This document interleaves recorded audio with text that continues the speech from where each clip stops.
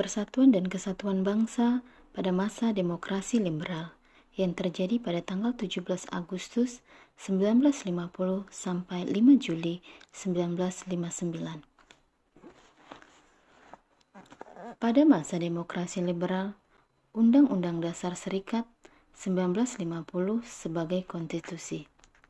Setelah bubarnya Republik Indonesia Serikat, Indonesia menggunakan Undang-Undang Dasar UUDS 1950 sebagai konstitusi. Berdasarkan UUDS 1950, bentuk negara Republik Indonesia adalah negara kesatuan.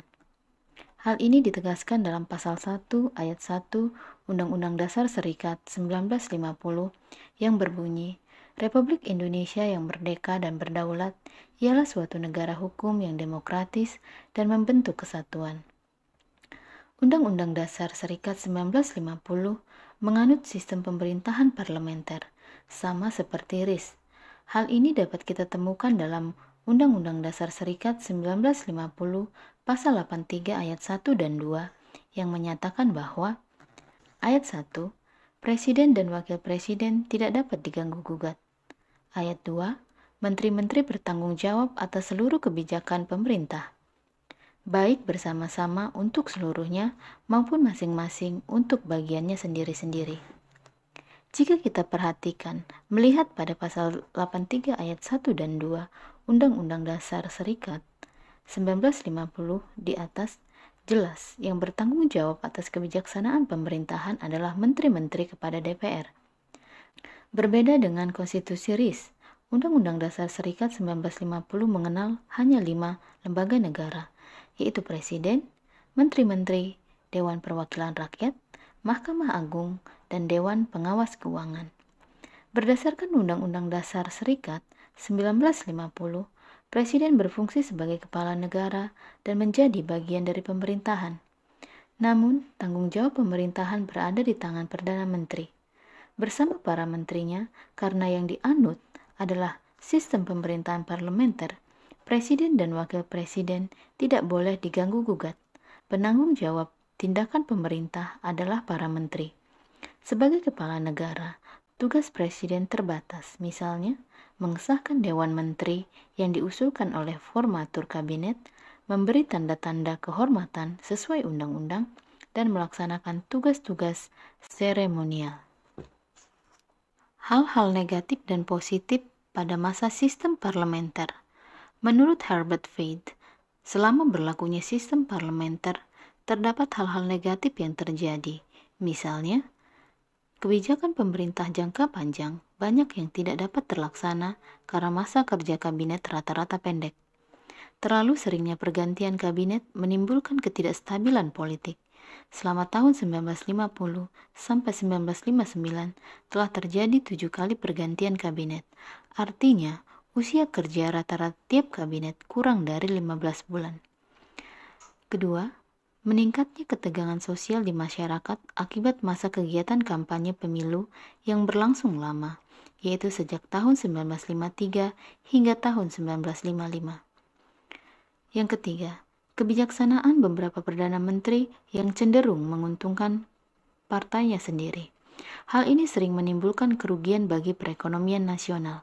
Selain itu, jabatan-jabatan dalam pemerintahan menjadi ajang perebutan pengaruh partai-partai yang berkuasa. Hasilnya, sering terjadi pergantian pejabat pemerintahan bukan atas dasar prestasi kerja atau kebutuhan, melainkan atas dasar pertimbangan politik. Walaupun demikian, Herbert Feith juga mencatat beberapa hal positif dalam pelaksanaan demokrasi parlementer pada masa 1950 sampai 1959. Misalnya, pemerintah berhasil melaksanakan program-programnya seperti dalam bidang pendidikan, peningkatan produksi, peningkatan tingkat ekspor, dan mengendalikan inflasi. Yang kedua, Kabinet dan ABRI berhasil mengatasi pemberontakan-pemberontakan seperti Republik Maluku Selatan dan DITII di Jawa Barat.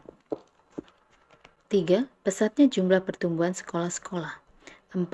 Indonesia mendapatkan nama baik di dunia internasional karena berhasil menyelenggarakan Konferensi Asia Afrika di Bandung pada April 1955. Kelima, Pers menikmati kebebasan yang cukup sehingga banyak variasi dalam pemberitaan serta hadirnya kritik dari pers terutama dalam kolom kartun dan pojok.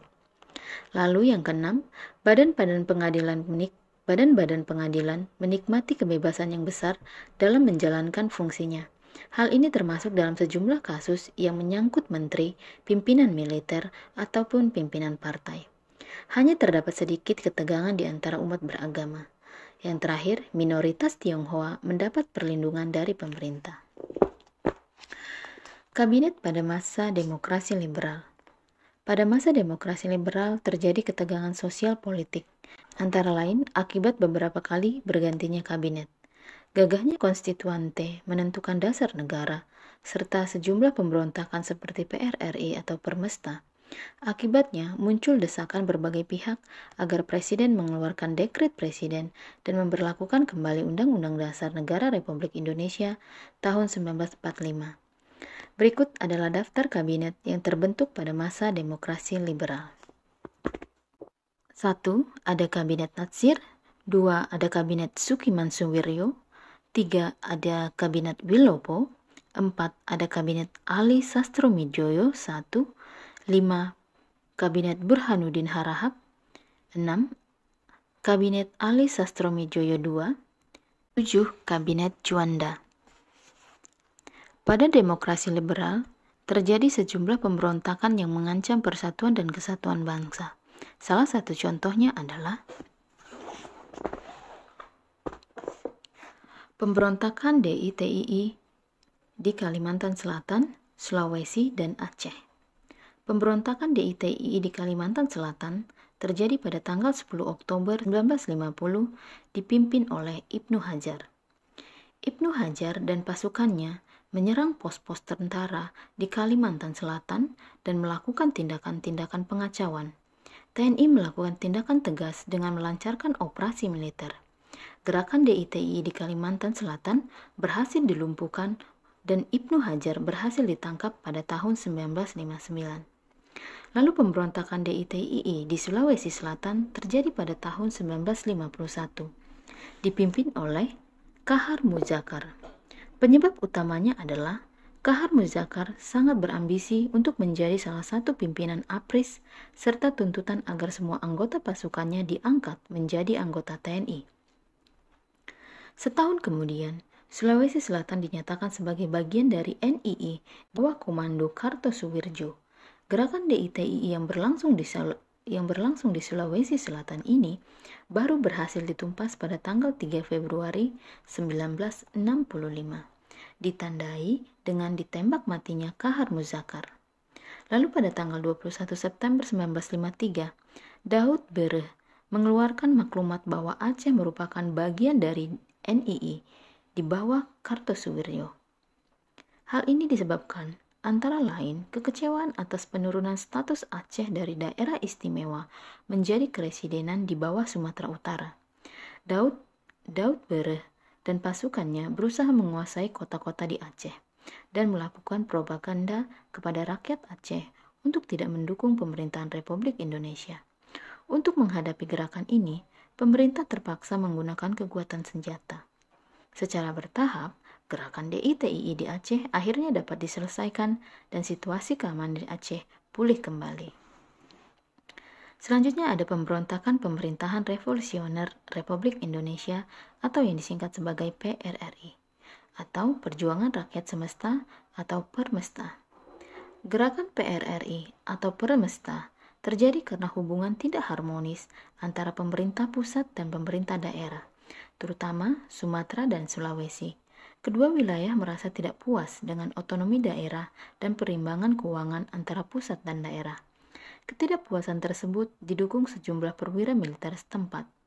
Di Sulawesi, Letnan Kolonel Vance Sumual memproklamasikan berdirinya Perjuangan Rakyat Semesta atau Permesta pada 2 Maret 1957 di Sumatera. Diproklamasikannya juga Pemerintah Revolusioner Republik Indonesia atau PRRI oleh Ahmad Hussein pada 15 Februari 1958. PRRI dan Permesta sempat bergabung tetapi berpisah kembali. Pemerintah Republik Indonesia kemudian mengambil tindakan tegas dengan melakukan operasi militer. PRRI dan Permesta akhirnya berhasil dilumpuhkan, baik yang berada di wilayah Sumatera maupun di wilayah Sulawesi. Terima kasih sudah mendengarkan.